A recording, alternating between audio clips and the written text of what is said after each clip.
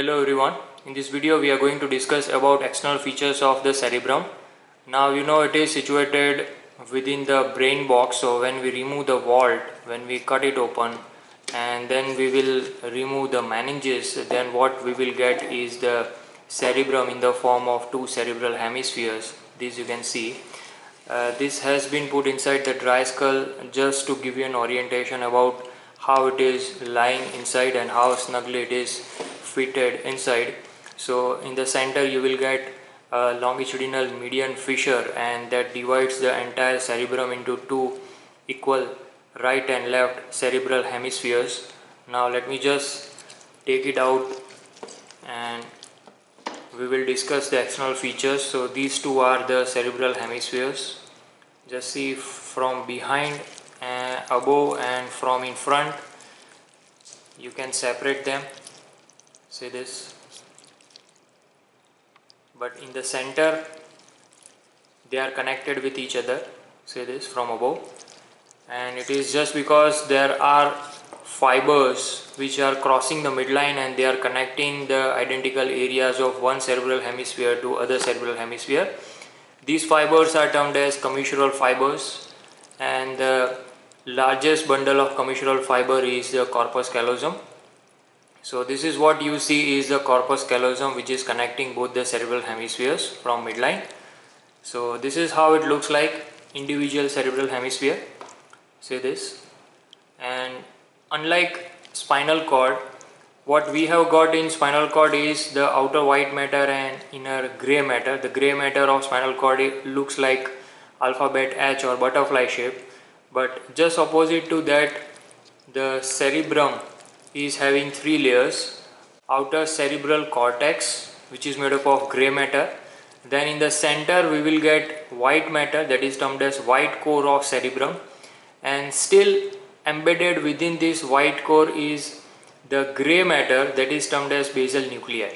So by and large the cerebrum is made up of three structures: outermost cerebral cortex, second layer is the white matter, that is nothing but the axons or the fibers running across the cerebral hemisphere or from higher center to lower center or across the midline, and the innermost grey matter is in the form of basal nuclei. So this is what you see from the surface is cerebral cortex, which is having convolutions, which is having elevations and depressions, and these are termed as sulci and gyri. So what you call fissures and folia in case of cerebellum, let me show you. See, this is the cerebellum. So here also there are elevations and depressions. These are termed as fissures and folia. So depressions are fissures and elevations are folia. Similarly over here also the depressions are termed as sulci and elevations are termed as gyri. So when you see such type of the cerebral cortex or cerebrum, then it is termed as gyrencephalic type of the brain. That means it is having surface convolutions, irregularities, and particularly in case of human being there are maximum such gyri and sulci. It is just because to accommodate the large surface area within this brain box. It is said that 2/3 of the surface area of cerebral cortex is hidden within the sulci. See this, and what you see over the surface is just 1/3 of the surface area. On the contrary, for the cerebellum, 85% of the surface area is hidden within the fissures, and what you see on the surface is just 15% of the surface area. So human brain is having gyrencephalic type of the brain, or human is a gyrencephalic. But in case of lower animals, lower mammals, or say for example birds or reptiles, they are having minimum surface area and they don't need such gyri and sulci. So they have got a smooth cerebral cortex and they are termed as lissencephalic. Now you know it is fixed within this cranial cavity and it is divided into anterior, middle and posterior cranial fossa. So according to these three cranial fossa, there are three poles: frontal pole, see this is the frontal pole, then there is a temporal pole, and then there is an occipital pole. So accordingly the frontal pole lodges in the anterior cranial fossa. Particularly if you see it from in front, this is termed as superciliary arch. So exactly just medial over here, supromedial to this superciliary arch, over here just behind to this point we will get this frontal pole. The temporal pole lodging temporal lobe is found within this middle cranial fossa, and occipital pole is resting over the tentorium cerebelli over here, this portion, and this is the occipital pole. So when you imagine occipital pole found embedded within the cranial cavity, so this is the external occipital protuberance. So just supralateral to this external occipital protuberance, deep inside there will be occipital pole. So this is how three poles of the cerebral hemispheres are accommodated within the cranial cavity. Now when you see it from above, the anterior end is tapered somewhat, and along the posterior half you will get the maximum transverse diameter that is found underneath the parietal tuberosities. So by and large it is oval in shape, it is not circular. This is anterior end and this is posterior end, and when you see the frontal poles, they are more or less rounded as compared to the occipital poles, they are more or less pointed. So this is how from above, from external aspect, you can differentiate which one is the anterior and which one is the posterior end. And obviously the temporal pole is directed forward, so that too will help you to determine the anterior and posterior pole or anterior and posterior aspect of the cerebrum. So this is median longitudinal fissure, and deep inside, as we have discussed, there is a largest bundle of commissural fiber, that is corpus callosum, holding these two cerebral hemispheres together, and within this fissure it lodges a fold of dura mater, that is falx cerebri. Within the falx cerebri there will be superior and inferior sagittal sinuses. Along with the fold of dura mater, this fissure lodges a fold of arachnoid and pia mater, as well as anterior cerebral vessels are found deep inside. Now when we cut open through this corpus callosum and when we expose it, this is how it looks like. So these two are now cerebral hemispheres separated, and this is what we were discussing. This is the largest bundle of commissural fibers, that is termed as corpus callosum. So from in front, from behind, the cerebral hemispheres are separated from each other, but from the center they are connected by this corpus callosum. So this is right and this one is left cerebral hemisphere, and this is how they are connected. So we have cut them open, and deep inside you can see this is the cavity, this is the lateral ventricle, that is the cavity of telencephalon. So what we are seeing right now is nothing but telencephalon, and due to its tremendous growth it assumes large surface area. Say for example, in an adult, on an average the surface area is 2000 square centimeters, and to accommodate this much of surface area, obviously it has to convert into sulci and gyri, and that's why it turns out to be gyrencephalic. So this is the cavity of telencephalon, that is lateral ventricle. Previously we have also discussed cavity of the diencephalon, that is third ventricle. So this is nothing but telencephalon, and it is having, as we have discussed, it is having outermost cerebral cortex, that is gray matter, then deep inside will be the white core, and still deep inside there will be basal nuclei, that is gray matter. So when we take a coronal section, say this, instead of sagittal section, when we take a coronal section and when we see it from within, just this is how it looks like. Let me zoom in a bit.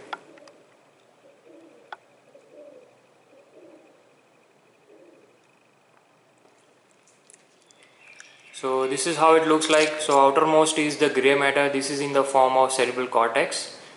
Then this is the white matter, you can clearly make out. This is the cavity of lateral ventricle, cavity of the telencephalon, and here you can easily make out the gray matter, okay, that is basal nuclei, that is in the form of caudate nucleus, lentiform nucleus, and certain authorities are also believing subthalamus are also functionally as a part of basal nuclei, but by and large you can include caudate nucleus and lentiform nucleus as basal nuclei structurally. So there is a gray matter in the form of cerebral cortex, then there is a white matter in the form of three types of fibers: commissural fibers, association fibers, and projection fibers. And then deep inside, embedded within the white core, there is gray matter in the form of basal nuclei, and deep inside there is a cavity of the telencephalon, that is lateral ventricle. So this is how structurally the cerebrum or cerebral hemispheres are made. So when we discuss the external features in individual cerebral hemisphere, this is how it looks like. And as we have discussed, there are three poles: frontal, temporal, and occipital. Now you can clearly make out that frontal pole is more or less rounded and occipital pole is more or less pointed, say this. And in between these two we will get temporal pole. So it is having three poles: frontal, temporal, and occipital. Plus there are borders and surfaces. So there are three surfaces. This one is the supralateral surface, and that is what we see when we open the skull cap. So this is how it looks like, supralateral surface. See this, when we join these two together, then this is how it looks like, multiple sulci and gyri. And according to the sulci and gyri, we can divide this surface into frontal, parietal, temporal, and occipital lobes, and that we will discuss in a separate video of sulci and gyri. But right now you can imagine this is the supralateral surface, largest surface out of three, and when we cut open, what we see deep inside is the medial surface. So this is medial surface, and you can identify medial surface with the presence of cavity of lateral ventricle and particularly the corpus callosum. Again, there are sulci and gyri, and there are particular lobes like supralateral surfaces, but you can identify it with the presence of corpus callosum. So this is medial surface, this one is supralateral surface, and below is the inferior surface. Say this is the inferior surface. Let me show you a separate cerebrum without this brainstem and cerebellum, and then you can clearly appreciate the inferior surface. So here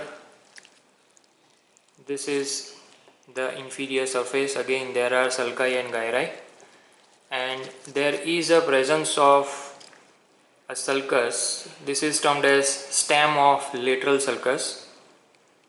Again, we will discuss it in a separate video, but this is stem of lateral sulcus, and this divides the entire inferior surface into orbital surface and tentorial surface.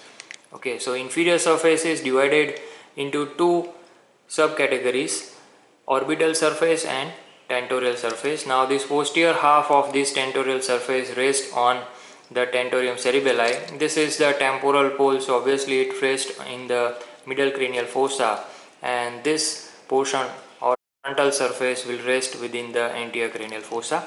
So this is inferior surface, this is supralateral surface, and deep inside we will get medial surface. So it is having three poles and three surfaces. Now let's see borders. Now there are 6 borders, and to remember these 6 borders you need to remember a pattern like 1, 2 and 3. So number 1 is supromedial border. This is along the supromedial aspect of each cerebral hemisphere. So for each cerebral hemisphere, this one is the supromedial border. Okay, and let me just separate these two. So here is the supromedial border, and that separates medial surface from supralateral surface. Very easy to remember. This is supromedial border. Next pattern you need to remember is 2. So 1, 2 and 3. 2 is what? 2 is along the infralateral aspect. So along the infralateral aspect you will get 2 borders. This one is the superciliary border, and that separates inferior surface or orbital surface from supralateral surface. And this is the infralateral border that separates tentorial surface from supralateral surface. So along the lateral side, this is the superciliary border, and this one is the infralateral border.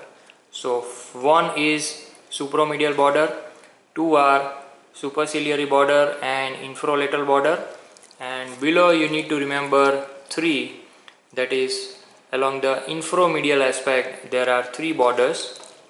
This one is the medial orbital border that separates medial surface from orbital surface. Say this. Second one is the hippocampal border. Let me show you a separate cerebrum. See this. So here the brainstem and cerebellum has been removed. So what you can see is this is the medial orbital border separating orbital surface from medial surface. This one, the middle third, is formed by uncus and parahippocampal gyrus, and this is termed as hippocampal border.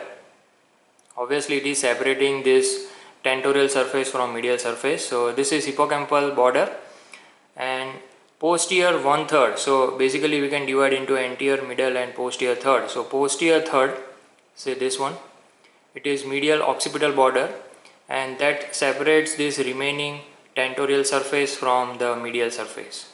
So three borders along the infromedial aspect, medial orbital, hippocampal and medial occipital. Two along the infrolateral aspect, superciliary and infrolateral border, and one along the supromedial aspect, that is supromedial border. So this is how there are six borders you can remember by 1, 2 and 3 pattern. There are three surfaces, supralateral, medial and inferior. Inferior is subdivided into orbital and tentorial, and there are three poles, frontal, temporal and occipital. So this is how the external features of cerebrum are there. For sulci and gyri we will discuss it in a separate video. So this is regarding today's topic. Hope you understood well. Thanks for watching.